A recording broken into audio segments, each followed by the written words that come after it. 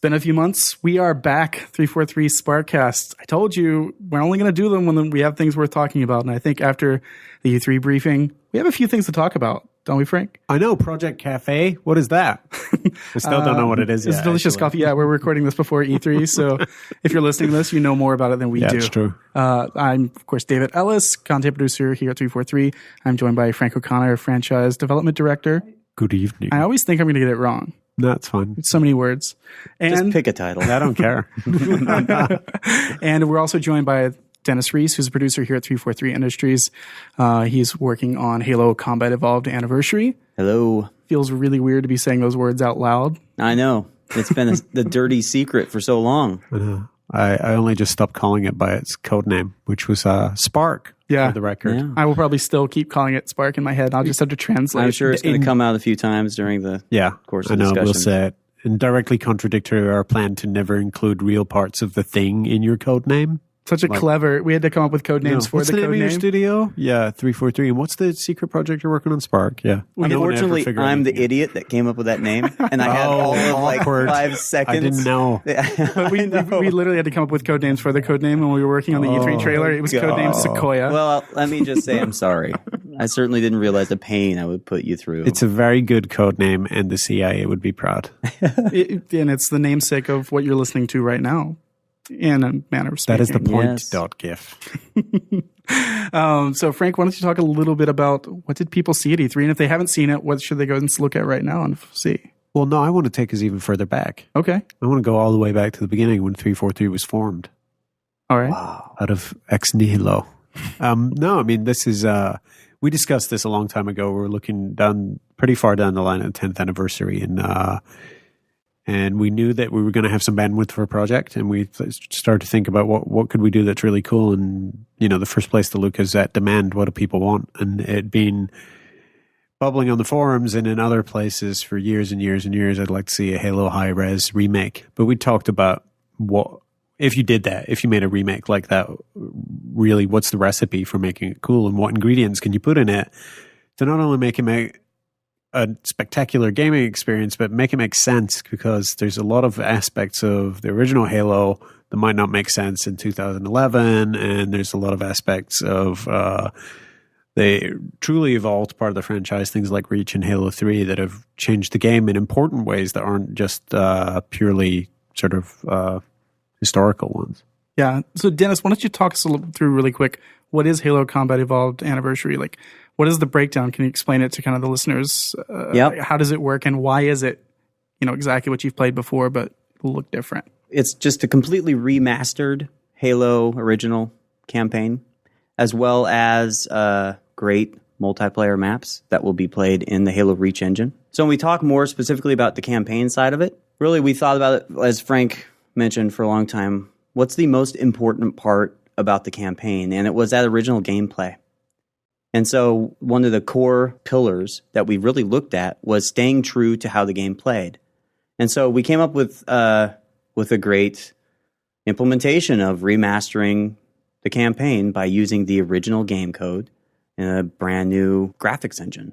Yeah, I know initially a lot of the conversations that were going online about people just assumed we would just step in and just use the Reach engine and remake it with that. But you guys went another direction with it, and it makes a lot of sense. But can you explain a little bit why we went down that path? Well, it's a nostalgia play, to Dennis's point. Like, the thing that makes Halo 1 amazing is the exact experience, right? It's not necessarily the levels or the story or any of that stuff, and all of those things are hugely important. But really, like, when people talk about it in depth, they talk about things like Warthog launching and the exact way that the pre-Havoc physics felt and so, all that stuff. So that's the part we couldn't touch. That was the part that was sacred. And to Dennis's point, the best way to do that is have the same Halo engine, the same Halo physics, and same Halo gameplay running with this graphics layer on top, which is really the incredibly hard and amazing work that Saber did on this, was really just layering in a graphics engine on top of the original Halo gameplay and physics engine. Absolutely. It's funny because when we start showing the game to the hardest core fans, you're one of them. Yeah. It's like the first thing they do is start doing those same things that they do in the original game to see if it's the same. And it is. I mean, if it's smashing the Warthog up those pine trees to see if it'll squeeze through. If you just flip it just right. It fit before, it should fit this time. And, it still fits. And so I know that's that a great even box quote right there. It still fits. Dennis Reese. Like a glove. That was our core pillar around the whole time is how do we stay true to how the original game feels. And I can't stress, like, it is the exact same game. I mean, like Frank said, we have that extra graphics layer, but I mean, you can if you could Warthog launch before, you can still do it. And one of the coolest features, at least to me, and you talked a little bit about going back and forth between the old graphics and new graphics, and you don't necessarily see that in the trailer, like in depth, but you can basically switch at any point and switch between the old graphics and new graphics. Well, it's funny because when this was first a feature that was being discussed, it was really being discussed more around the lines of the ability during development to check how the game has looked like 10 years ago compared to how it looks today. Is there an implementation that was this wall we there could before? do? Yeah, exactly. And it's a great way to test. Well, the more that we were actually using it on every day, playing, it's like, this is an awesome feature. And how do we make this work in the game? And, the technical wizards at Saber and our own technical wizard, Greg Herman, was able to figure it out. So and it's so, like, if you do want to test those things, it's so cool. Like, you can throw a grenade, and if an enemy gets blown up and they're in midair, you can switch, and when you come back, that character will still be in midair and will continue right where it left off. Like, almost instantaneous. Actually, a lot of fun just to do, or to even see what keys look like 10 years ago. Mm-hmm. He had a square head, and I totally forgot about that until you flip back and forth. That's the nature of military training. I mean, the term jarhead exists for a reason. Just a haircut, dude. No, I mean, it is a really cool feature, and you'll do it for all sorts of reasons. I mean, you'll do it just for nostalgia's sake. I mean, you're wandering through a corridor, and the cool thing about Halo is some of it holds up really well. That actually gave the graphics guys significant challenges, right? Because they want to make everything look way better. But sometimes some levels, some of the Alpine stuff especially, just looked really good to begin with. And there wasn't, you can put in more shaders, you can put in higher res textures, and you can do all that stuff. But it didn't need to be, some parts of it are... Don't fix what's not broken. Yeah, that said, every single pixel is completely overhauled. So sometimes there is, I mean, we made a strong philosophical decision, like, change everything, because ultimately, why else would you buy the remake? Like, just, there were even a couple of textures we could have left and just normal map differently or something like that. But everything got retouched and slightly altered in that process. But but everything's true to the original aesthetic. If it was Forerunner metal before, it's Forerunner metal now, and so on. So. And we've talked obviously about the graphical upgrade and everything like that, but the fact that a big part of this is you can everyone experiences Halo games a little bit different. It's a sandbox mentality. And I think one of the most exciting things about this project for me personally, and I think for us as a studio, is that you can still experience that game however you want. If you want to play it with the old graphics, and you can play it that way. You never even have to see the old graphics or into the new graphics if you don't want to. It's all up to your own personal preference. So we offer the user the experience they want. That's true. I know when I'm playing through the library. And you still are. Yeah. Let's be clear. You're still there. It always feels like I'm playing through the library. No, you flip back as many times as I kept trying to suggest that, why don't we just include a jetpack in this level? I think that'd be fine. But it's just so much more fun now. Right? There's light where there should be.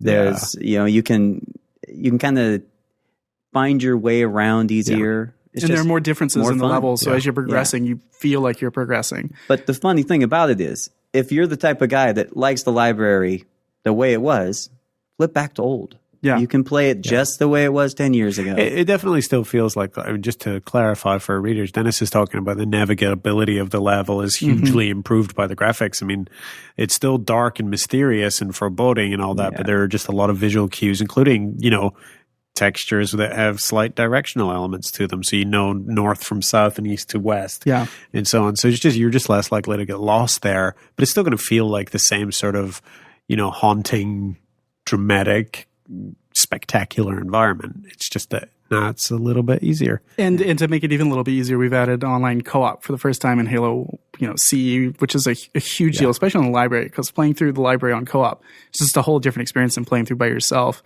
Yeah, because you're afraid on your own. And you're in co-op, you just someone to hold. But in addition to co-op, I mean, it's not just online co-op. Of course, it's a 360 title, so you get everything. You got achievements and all that stuff that comes with it. So for people that want to keep boosting up their achievement list, you can finally get achievements for Halo 1. And there's some great ones in there. We won't go into details here, but Yeah. We'd spend a lot of time Those are fun to name. figuring out the achievements. Yeah, I'm sure they'll leak on that website that always leaks achievements before. It's probably there now. Go check them out. Yeah. There's Probably lots of had them other, before we made them. yeah, lots of other stuff that is added to that campaign package. I mean, we'll talk more about that in the lead up to Halo Fest, but there's a lot of huge amount of value in there. We announced the price at E3, didn't we? Yeah. So it's $39.99, which is obviously significantly cheaper than a full priced game. To me, it's a no brainer. It's a full price game plus. There's a ton of stuff in there. There's even new fiction. We put in new terminals as it's styled after the terminals from Halo 3 and the data pads from Reach that have a very, very interesting side story going on in them that's totally relevant to the fiction of the original Halo game. We are going to have other stuff in there that adds replayability and value to the game. We'll talk more about that again as we lead up to Halo Fest. There's going to be a lot of sort of reveals on the way to Halo Fest and at Halo Fest and after Halo Fest. The game comes out on November 15th. Yeah. Exactly 10 years. Exactly. Funny how that works out. Years. Day and date. It's not funny how it works out. Look at Dennis had a full head of hair before they started shooting for that date. So That's it's actually true. not funny. Not funny at all. It's kind of funny. Of course, I'm wearing a hat, so you can't see my hair. It's all gray. Yeah. Well, it's a ponytail. You got a big ponytail there. Unfortunately, all the users. Well, you're they wearing can't- jean or all cutoff listeners shorts. can't Dennis. really. I thought that was a brave choice. Yeah, he's wearing jorts. Unfortunately, I'm wearing anything at He's all. wearing Really. jorts, an Insane Clown Posse t-shirt, and is struggling with a magnet by the looks of it. What's going on there? So the other big part of this package is it's not just single player in the campaign. There's actually a pretty significant multiplayer offering as well. And you speak to the kind of the value. Multiplayer was a real Rubicon in the development of the idea. I mean, Yeah. never mind the actual software. It was one of the hardest philosophical questions. Is people loved look? We just put all the cards out on the table. People loved Halo 1's multiplayer, and they loved it because it worked on System Link. And when someone was abusing the pistol, 3 shots across the map from anywhere on the map, it was your friend, and you could hurl a slice of pizza at him, right? And it's not true in live. Then there's no real netcode in Halo CE anyway, so we would have had to do some huge solves for that would have completely changed the experience. Even if we'd got it not perfect, it would have been different than you remembered. And there's the question of you still have millions of people playing Halo Reach every day. And Right. And what we didn't want to do is go in there and interrupt that ecosystem and interrupt the flow and the population and reduce populations from Reach and other games even. We wanted to pile everyone who's excited and re-engaged in the Halo experience. There's people going to come back to this who haven't played Halo in 10 years, and Reach is going to be new to them too. And they're going to see that the universe and the game have come a long way since then, and there's some things in Reach that are, I mean, just netcode, obviously, because it exists, is infinitely better than it was in Halo CE. So there's a lot of reasons. it's even infinitely better than it was in Halo 3. I mean, the work that Bungie it's did on tried Reach and was true. fantastic. Yeah, exactly. And we didn't want to throw out the baby with the bathwater. So we made a decision fairly early in the development of the project to put the Reach multiplayer engine in there and remake maps, not just from Halo 1, but from kind of around the Halo universe, things that you haven't been able to play properly in a little while. And we haven't revealed all the maps. The ones that we've revealed at E3 are... We gave it a little, most of it's Damnation, a Yeah. little bit of Beaver Creek, and there's just a taste of a few other maps you might have seen. I didn't see anything else. Yeah, there might have been a little bit. There might be Yeah, something. well, kids don't know how to do freeze frame. I say a little bit. I mean, Yeah, there's kids Yeah. talking about 2 other maps right now. They're saying, what are these whole bozos talking about? So yeah, but Damnation, and it's funny because there's been a lot of remakes that have been done in Forge, in Reach as well, and it's fun playing those, but actually seeing ones and working with Certain Affinity again after the Defiant map pack of, Yeah. you know, there are partners for the multiplayer component on it. Those guys, especially having Max involved. Yeah. Again, I mean, some of the guys that made the original maps. You know, when we first started talking to Max about this, he was so passionate about getting, you know, back into the retro maps here and just you know, what he could do with them. So it was a lot of fun to see him kind of jump in and really get involved. yeah, and the map selection that was a crazy emotional process. I mean, there's There's a lot of discussions. Oh, about yeah. what so maps there's to do. 7 total maps. 6 are competitive multiplayer, and one of them is a firefight map. Brand new The space that firefight you map never. isn't going to be anywhere near as controversial as the firefight map is going to be awesome, and you're going to say that is exactly the right place to do firefight. Yeah, it was kind of a no-brainer once Anniversary. the idea came up. It was like, oh yeah, perfect. Yeah, it makes perfect sense, and people will have guessed it correctly by the time they listen to this, and But a lot we of still people won't have guessed confirm it incorrectly. Of course. Yeah. exactly. It's like the library. Yeah, you start at the top. Just work You have your to go way down. backwards down the Yeah. bottom. But It counts as a new level. It's backwards. yeah, exactly. So there's but the maps that we chose, we chose them because they were favorites. We chose them because people definitely loved them. But there were some exceptions to that normal choice. For example, and I'll only give one example because I don't want to give away by omission the other two maps that people haven't guessed yet. We didn't do Blood Gulch because there's a pretty good version of it in Reach. So it would have been stupid to revisit that. But there's a lot of examples like that. And there's a couple of examples whereby the Reach gameplay with sprint and jetpack and all of that stuff would have completely broken it, and it wouldn't have made sense. So the map choices are a logical choice of absolute fan favorites and maps that were going to be enhanced by gameplay in the Reach engine. And Certain Affinity is doing a fantastic job. I mean, Incredible. It's one word Yeah, I keep coming back to really is this kind of it's definitely a passion project. I think everyone involved with it, even just kind of on the outskirts where I am, I just get a big stupid grin on my face every time I'm messing around with it, talking about it, brainstorming ideas. When we started going out and talking to the different partners about the project, the passion was incredible. It was like for a lot of them, it was just, I mean, one of the partners even said, I would have done this project for free for you. Really? If only they'd said that before we signed the yeah, contract. I'm like, all right. Well, are they booked up? I mean, Yeah, exactly. I mean, and that's true. And that's, it's been across the board. You can see the passion in the finished product. Well, it's fun, and I don't know if we want to get into too many details, but the maps, I mean, obviously they've been retweaked in certain ways to take advantage of all the things that Reach offers. But for people who want a more purified experience, they want to dip themselves in the waters of Lake Minnetonka / Halo CE, they can do that in a manner of speaking. Yeah. So I think that just speaks to kind of the theme of having people shape the experience they want in the project. And I learned a valuable lesson when I worked at Bungie about being clear about what constitutes identical. And I think back to Lockout Gate, where I said that Blackout was, to all intents and purposes, identical to Lockout, and somebody measured one of the balconies and two of the jumps, and but I can't make my jump down to the bottom level. Yeah. So I mean, I got that from the horse's mouth in terms of it being identical measurements, but it wasn't, and we didn't think that people would care that much about this tiny ledge or this. It's not. They're not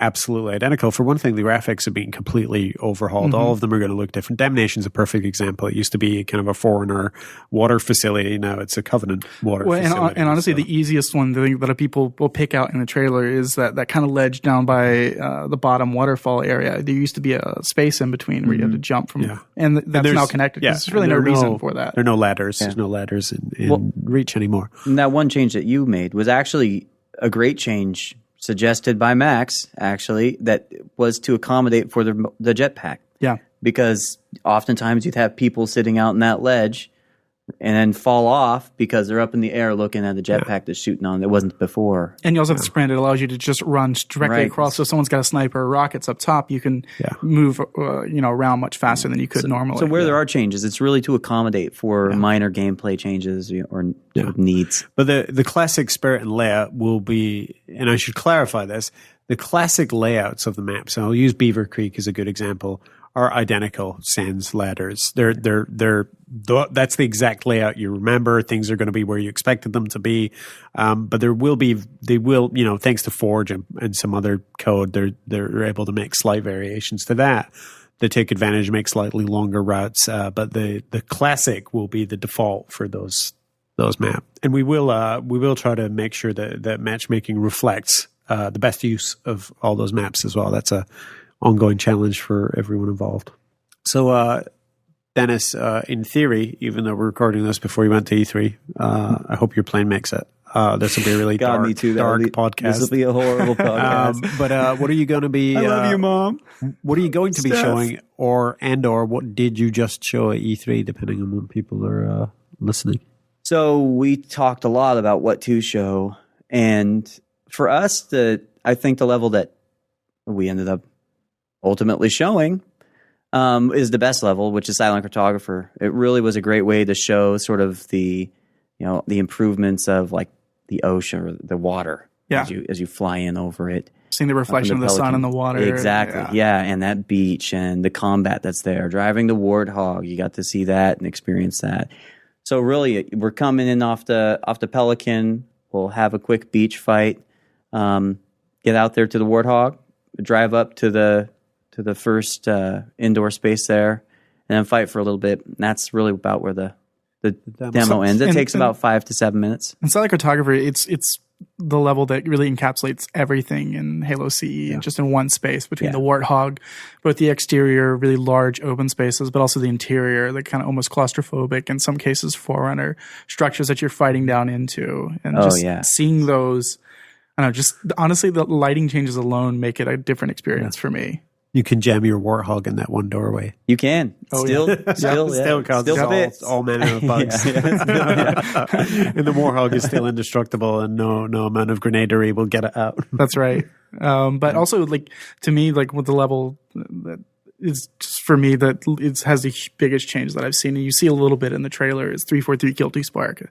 Seeing that swampy area realized really for the first time, in essence, rather than, the fog of war from just what was, not the only thing you could really do 10 years ago. Just seeing that really lush greenery, seeing an alien environment, truly alien environment that looks and feels different. It's fantastic. Sort of animated kind of green glowing trees. Yeah, bioluminescent. Seeing them now it's just really cool, especially compared to how it used to look. Another native blue people running around in the swamp, like communing with nature, right? I think we got Am I mixing that up? I think we got that because you lost your braid.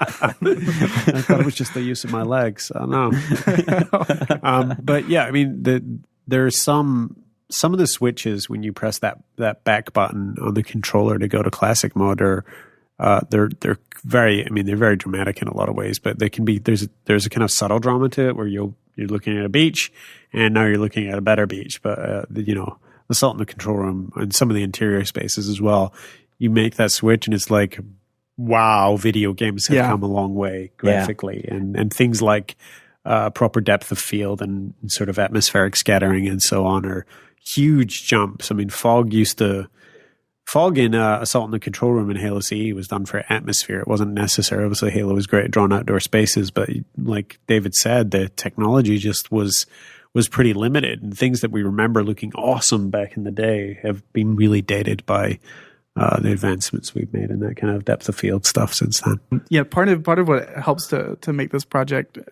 run the way it has, and it just makes the most sense, is we're in a unique position where, just 9 months ago we had Halo Reach launch, which, as anyone who played through the game, sets up right into the beginnings of Halo Combat Is that only Evolved. 9 months ago?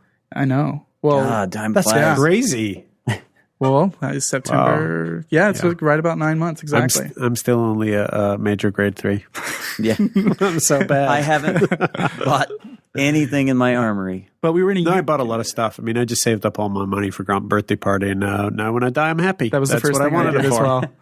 But we're in a unique position where, Bungie has created a lot of these things that set in the same time period, but with some Marine loadouts, the new Warthog and everything like that. So we've been able to actually match that exactly, so that there's the natural progression from Reach straight into Halo CE, because there's probably a lot of people who have picked up Halo with Halo 2 or Halo 3 or even later who maybe have never played the first Halo, and they'll be able to go straight from Reach right into Halo. Yeah, it won't Combat be jarring. Evolved. People are going to look for very distinct aesthetic and style differences, and they'll find them. Absolutely. People will compare the tech and the graphics, and they'll they're going to have fun doing that. But it's definitely this generation, and that's that's the beauty of the game, is that the actual gameplay hasn't dated 1 minute. You pick it up, you set your controls to recon, inverted if you're a normal human being, or whatever other crap. Do you just hold the controller upside down? Because that makes no sense to me. Really? Because why does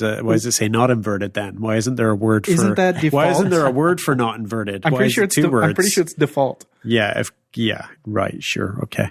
So, see you fly a camera around with up and down. Well, I don't fly a plane. I'm controlling a head, so of course I press up to look up. What analog do you have in life for controlling a head? I'm looking. What are you like, Ichabod Crane? What's going on? Looking up and looking down. Anyway, my nervous system. So recon inverted. non-controversial. It's science. Bumper feels jumper's in there as well. It feels like a modern game. Real man choose bumper jumper. Well, I'm not a real man. And anyway, there aren't as many controls in the campaign version. Yeah. Of course, you're going to have to think about that control scheme for when you switch back to the Reach multiplayer engine. But it feels brand new. Like, and it's testament to Bungie's original core design strengths that it just feels like a modern game. And I'll play lots and lots of FPS. There's lots of FPS games that I love. I don't mean to diminish them in any way, but I still don't play any other FPS games on the system or on the 360 that feel, to me, and this is personal preference, the gunplay never feels as good as the Halo series, ever. And that goes all the way back to Halo 1. And still, once I've got my control set up to 5 inverted recon, it just feels brand new. It feels like it just came off the shelf. And that's a really incredible feeling. And I think what it speaks to the quality of the work of that team is that it doesn't feel dated, like you said. Like, it still feels brand new. Yep. Yeah. Which is pretty awesome for me. Absolutely. For me, the first thing I checked was the vehicle combat. I love driving the Warthog. I could do it all day long. I miss the indestructible Warthog as a sort of normal part for the cause. I used to love it when it would go flying. You had to go recover it. Exactly. Right? You can't necessarily do that anymore. It depends on the... First thing I checked was the pistol, of course. I'm the internet cynic, and we've heard before that Halo 1 pistol's coming back. It's coming back, and this is not coming back. It just is the Halo 1 pistol. It's just no two ways around it. In the campaign mode. Exactly. To be clear. Yeah. So just imagine people rubbing their hands together with this ultimate sniper weapon. But I wanted to ask Dennis a question. So we talked about making that switch from campaign to multiplayer. How does that work in the software? Like, what do I get? Here's a question. Do I need to buy Halo Reach to enjoy these new maps? No, you do not need to buy Halo Reach to enjoy the new maps. So the best part about this is that once you put your disc in, you'll have an option to go to either multiplayer or campaign. Mm-hmm. You go to multiplayer, you're simply going to Reach multiplayer with the 7 maps that we talked about. Yeah. You go to campaign, well, then you go to the great remastered campaign that we've been talking about.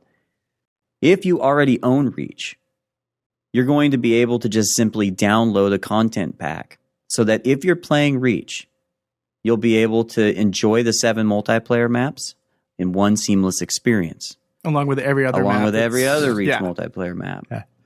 So really, it's kind of works out, I think, perfectly for the Reach owner as well as the person who hasn't bought the game yet, who can then jump in and play Reach multiplayer with a well-established audience, right? You're always going to get a match when you go out there.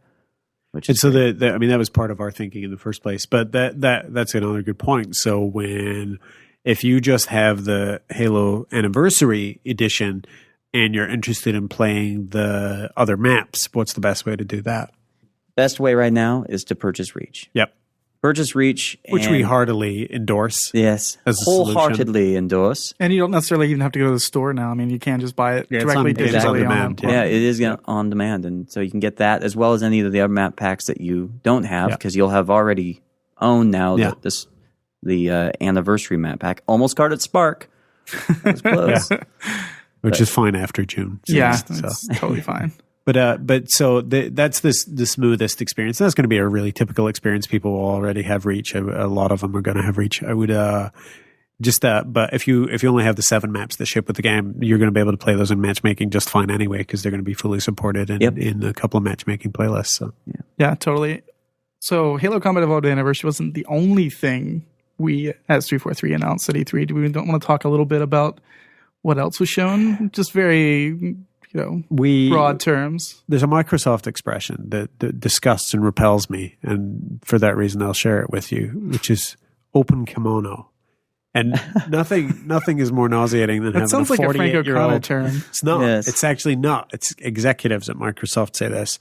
48-year-old man saying, "I'm going to give you the open kimono," and it's amazing that nobody stampedes out of a room when somebody says that. But what they mean is, I'm just going to lift the curtain. Yeah, I'm so surprised. Emailing HR right now. Yeah, exactly. I auto-report myself to HR every morning when I come in, just in case. Well, now I know what to expect if you actually use that term with me. When I say open kimono, I'm not, you'll be pleased you to mean hear, going to open my kimono. No, I would lift my kilt being a Scotsman.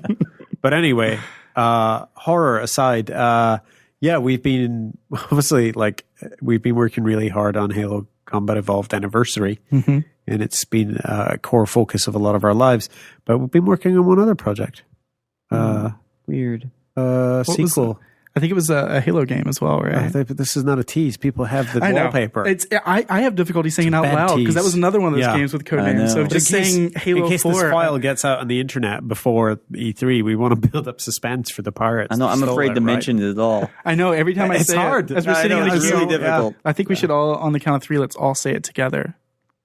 1, 2, 3. Halo 4. God, Yeah. that feels good. Yeah, it does Feels actually. nice. Oh, liberated. Yeah, I'm and if you gonna want blog to, about it right if you now. want to, you can rewind back and Yeah. you can just join us with that. It's one of the magics Yes. of podcasts. So we're not saying much about Halo 4, other than there's a very, very large team back at 343 Industries has been working on this for a very, very long time. Yes. And this was a teaser, more properly, rather than a trailer. And it's a CG piece that describes definitely a part of the real game story. But there's a lot in there for people who are prepared to go through it frame by frame and examine it and put that in the context of what they already know about the Halo universe.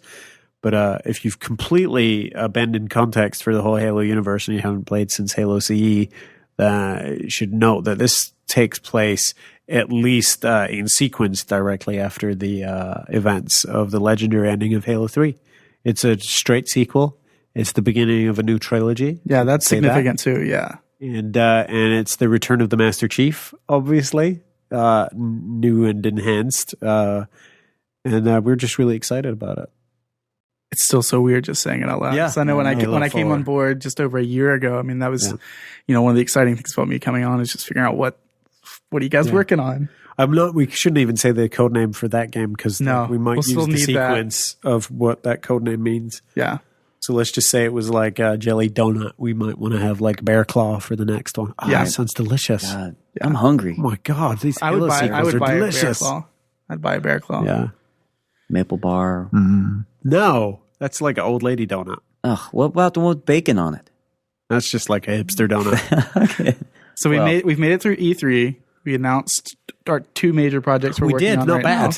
Not too bad. Yeah, we've got loads of other stuff going on in And the we're franchise. going to be talking about that as we continue. It's kind of the E3 is step 1 of the march to Halo Fest, which if you might be listening to this, you may not know what Halo Fest is. It's this big event. 26th. That's right. Seattle Convention Center. We partnered as part of the Penny Arcade Sell you the whole Expo, seat in a world. but you only need the edge. Did we go monster trucks? A little I was bit. trailer, and now we're monster truck. But Halo Fest we partnered with part of the Penny Arcade Expo here in Seattle, Yep. like Frank said, August 26th to 29th this year. Yeah. It's going to be a big deal. We're celebrating the 10th anniversary, but we have more than that to celebrate. I mean, we'll be talking about, obviously, Halo Combat Evolved anniversary. This will be the first public hands-on that anyone, even at E3. E3's not hands-on. It's behind closed doors. We're saving that right. for the fans. Yeah, a at couple Halo of Fest. luckies might get to tinker with it, but that's it. Yeah. Yep. But also we'll be talking about Halo Combat Evolved, be talking a little bit more about Halo 4 at that point as well. So unfortunately, I'm now teasing you if you haven't heard about Halo Fest 4 because all the tickets are sold out already. Oh, that's sad. But we announced it a couple weeks ago, and that was even before the announcement. So Yeah. if I'm you sure are there's going some to, on eBay. we don't want to encourage Oh, there that. will be when I get to computer. that's true. right. There's a username F O'Connor64. Hey. It's really good. Oh, man. But if you were excited about going to Halo Fest before, I think this just probably puts you into, I don't know, hyper mode or something. I don't know. I was going to use it. There's going to be lots of other stuff there, really exciting surprises. There's going to be tournaments. There's going to be contests. There's going to be like door prizes. I don't know what that means. There's What's a door prize? going to be huge things that people have experienced as part of the Halo universe, like on video or even in game form, that they've never been able to actually experience in person. They'll actually be able to experience it, see and touch and hold things that I have mean, like been- getting shot with burning plasma? That does not sound good. No, that was some that's people been like in design for a That's the long worst time. Frank. dunk tank ever. Yeah. some people would pay good money for that. Yeah, there's we just today made shipping arrangements for something very cool that I can. Very big, Yeah, very big, very heavy. Nice. which I'm probably more excited than anyone over I that. doubt it. I doubt it. The person in the world who is most excited about it is Mr. Curtis Creamer from Bungie. That's true. I imagine. Yeah. He would He be. has fond memories. I've heard. So is there anything else we want to go over before we wrap things up? I mean, people, they're probably listening to this during E3. There's lots of stuff.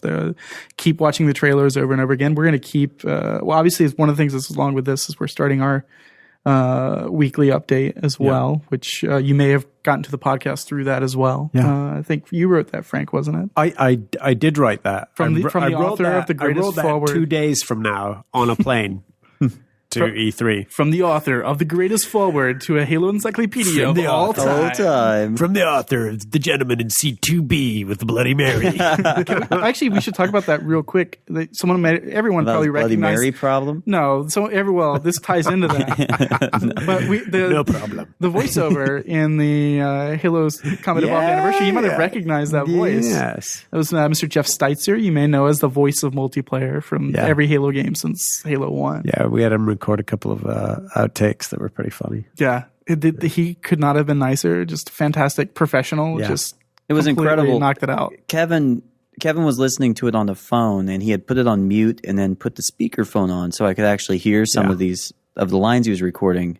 He just nailed it every single time. First take. Yeah. Like, every single one of his takes was a user, which is especially weird. Like some of the best professionals you ever work with, they'll read like thousands and thousands of words, and they obviously get a few wrong, right? You just go with it. That's how it works. There's, he was reading this in 9-point text off of a color printout with highlights on it, and just did it in first take every time. It was the craziest thing. I've never seen that in 10 years of doing this. I've just never seen that. This is our 7th attempt at the podcast. Yeah. I mean, I can't believe Yeah, it. I know. It's ridiculous. We pieced it together just from every word in the dictionary said at least once by Dennis and David Ellis. And since we got all of Dennis's words, you never have to come back again. So we're That's good. right. That's right. Robo Dennis, Robo Reese. Very funny. But working with him. And then, of course, at the end of it, he's like, hey, do you guys want me to record any voicemail messages for you? And I was like, why didn't I think about Oh that my ahead of time? God, that would have been awesome. Yeah. It's because I'm still trying to get Carl from NPR to do mine. That'd be a Yeah, good one. you're holding out. That makes sense. Exactly. And of course, working with Jeff was awesome on the trailer. But behind Jeff Steitzer's voice, Behind Jeff. there's some you wouldn't Behind Jeff with his hands on his shoulders, like Just making sure he's nice and relaxed. like the Persian emperor. When a lot of people think Halo, they think music. I mean, Marty's done a fantastic job for the 10 years that he's worked on the franchise. And and you can't really improve on Marty's melodies. So the only thing that we were able to do is re-record it with a bigger, more expensive orchestra. We remaster it. And we remastered a lot of the original sound effects as well. Yep. But the soundtrack is just stunning. I mean, it's just such a beautiful, strong soundtrack to begin with. That everything is just plus. And we brought in this vocal group named Chanticleer, which is I think Grammy Award winning, to come in and re-record the Monks, and that's actually in the trailer. It's the new Monks. Hearing it this morning, it's incredible. Yeah, Like, Goosebumps. how well? Goosebumps. Yeah. It was just awesome to hear. Yeah, and then we worked with Christopher Melroth here at MGS our on that. internal audio guy, and Works he really hard. also Chanticleer, yes, Skywalker Orchestra, Yeah. yes, for the actual orchestral recording. Yeah, and maybe as we lead up, we can tease some of that stuff. In fact, I probably at the end of this episode, I'll just play the actual just music track by itself from the trailer, so you can actually hear it in detail, and kind of get a little sneak peek at that. But it's been a long couple of weeks. I should point out the trailer for Halo Combat Evolved was actually made in-house by our video team, headed up by the beautiful and talented David Ellis. I'm blushing. He is both beautiful and talented. Putting my head down. Yeah, and also, of course, the beautiful and fantastic graphics. And you'll have seen another piece that's up as well. Yeah. Was done by Dan Chosik. The real talent. the leggy and ebullient Dan Chosich. No, it came out really good. It was pretty impressive work, David and Daniel. It was stressful. E3 doing stuff for E3 is just a whole different level than anything I've worked on before. I did all the shaders on the Scrutiny. Halo 4. I really Halo 4 appreciated trailer. that. You came in hot, did all but the- it came in heavy. Initial voice acting. All right, maybe I didn't. I had to feel like I had to participate somehow. Actually, it's funny. Every video piece I put together, it's the same thing with the Defiant trailer. I always end up doing the temp track myself. And an executive always listens to it, and you say, "This is just a temp voice track," and then they say, "Was that a temp voice track?" And you're like, "It sounded terrible." That's and then horrible. I have to tell David. Yeah. And David's he I go cries. home and cry myself to sleep. Well, but That's just I wake standard up for you. refreshed. Yeah. Tear stains are great moisturizers. I don't think that's true. Yeah, so I think we've pretty much come to the limit of talking about anything substantive. So unless we want to talk about what we had for lunch or what we're planning on drinking at E3. Well, we could just start dishing secrets about both of these projects. Oh, you want to? No. Oh, okay. Well, that's for I was next just getting time. started. So one thing I did want to hit on is I know I've talked about the cadence and how often we put these things out, but now that we have, we're kind of out in the open and we can talk about things, we'll be doing these on a much more regular basis, especially as we lead up to Halo Fest and beyond. And this will definitely be, hopefully this has been worth your while, and hopefully all the episodes in the future will be worth your while. Please listen, please download, please subscribe. All the links are on, of course, halowaypoint.com. You can grab them there, or if you want to download it through Zune or iTunes, honestly, anywhere you can download it. We'll offer it in pretty much any format, as long as it's MP3. Yeah. So once again, for Frank and Dennis, I want to thank everyone for listening, and I hope everyone's enjoying their E3. Thanks for having me. Thank you.